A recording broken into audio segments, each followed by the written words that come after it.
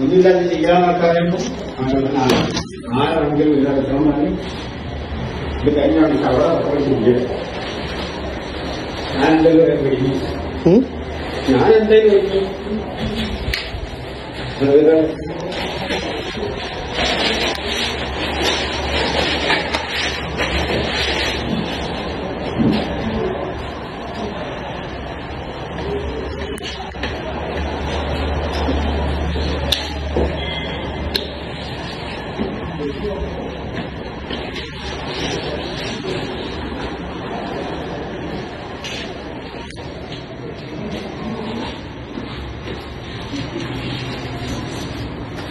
ഈ എത്ര നാളെ ഞാൻ തീരെ തരാൻ പറഞ്ഞത് ഞാൻ 2 കൽപ്പിച്ചിട്ട് ആദ്യം പരമാവധി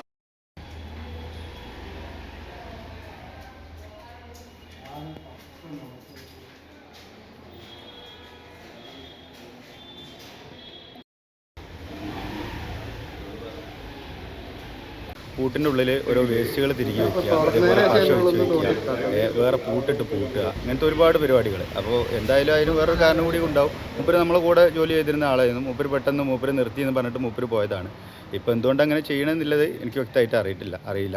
അപ്പോൾ ഇന്ന് നമ്മൾ ഷോപ്പിൽ വന്നിട്ട് കടോടീൻ്റെ ഉള്ളിൽ അവിടെ ആയിഷ ബിൽഡിങ്ങിലുള്ള ഷോപ്പിൽ വന്നിട്ട് മൂപ്പര് കട തുറന്ന് പണിക്കായിട്ടുള്ളൊരു ചെറുക്കൻ അവിടെ ഉണ്ടായിരുന്നു. ആ ചെറുക്കനെ നിർത്തിക്കൊണ്ട് തന്നെ ആ കൗണ്ടറിൽ ടിക്കറ്റിൽ അതുപോലെ നിലത്ത് ഒക്കെ കരിയോയിൽ വെച്ചിട്ട് ആകെ വൃത്തികേടാക്കി വെച്ചിട്ടുണ്ട്.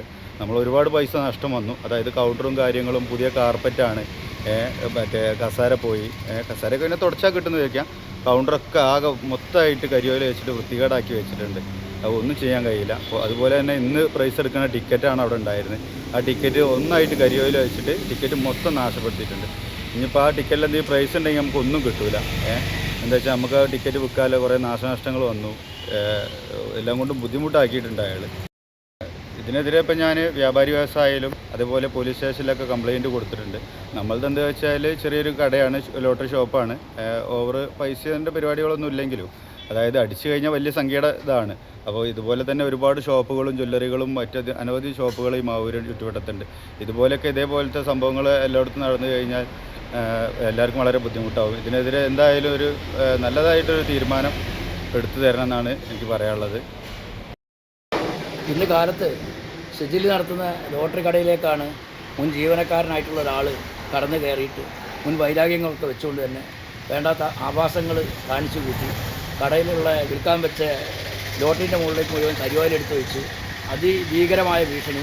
ഇനി കട തുറന്നിട്ടുണ്ടെങ്കിൽ കൊന്നു കളയുന്നു, ഇതേപോലെ നിൻ്റെ ശരീരമാകെ ഞങ്ങൾ കരിവാലി വയ്ക്കുന്നു, എനിക്ക് മതിയായ പിന്തുണ ഇവിടെ മാവൂരിന്ന് ഒട്ടനവധി ആളുണ്ടെന്നും എന്നെ നോക്കാൻ മാത്രം ആളുണ്ടെന്നും നീ വരുത്തനാണും എന്നുള്ള ന്യായമൊക്കെ പറഞ്ഞിട്ട് ആ സാധുവിനെ ഭീഷണിപ്പെടുത്തിക്കൊണ്ട് ഒരു ഞെട്ടിക്കലൊക്കെ നടത്തിപ്പോയി. 2 ദിവസം മുന്നെയാണ് പൂട്ടിനകത്തേക്ക് ചവറൊക്കെ കയറ്റി തിരികെ വെച്ചിട്ട് ആര് ചെയ്തെന്നറിയാത്ത രീതിയിൽ തുടർച്ചയായി കണ്ടപ്പോൾ ഒരു ദിവസം മെനക്കെട്ടിരുന്നിട്ടാണ് അയാൾ ഇത് ഇന്ന ആളെ ചെയ്യുന്നതെന്ന് കണ്ടെത്തിയത്.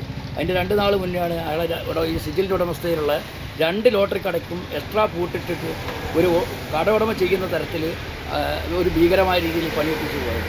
എന്തായാലും ആൾ ഇന്ന ആളാണെന്ന് നിന്ന് കൈയോടെ മനസ്സിലാക്കാൻ കഴിഞ്ഞപ്പോൾ അദ്ദേഹത്തിന് ഒത്താശ ചെയ്യുന്ന ആരൊക്കെ ഇവിടെ ഉണ്ട് എന്നാണ് പറയുന്നത്. അതേതോ രാഷ്ട്രീയ പാർട്ടിയോ മറ്റോ ഉണ്ടെന്നുള്ള ധാരണയിൽ ആ ബലത്തിലാണ് ഈ കാണിച്ചു കൊടുക്കുന്നത്. എന്തായാലും ഇത് വെച്ച് ഉറപ്പിക്കില്ല.